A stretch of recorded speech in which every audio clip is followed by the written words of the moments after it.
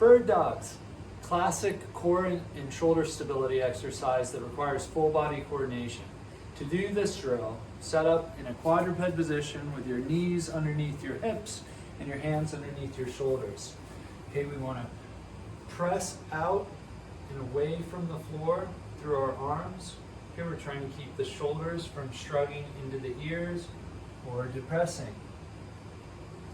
Okay, and we want to maintain this posture with a neutral spine. Initially, I like to have people just focus on moving one limb at a time.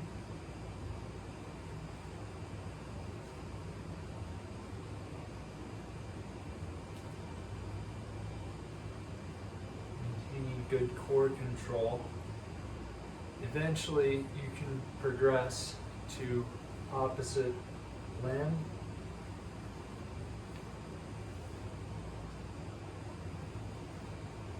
Okay, each time you reach your foot back, you should be pressing through the wall, okay, trying to get as far back as you can and feeling your glute work.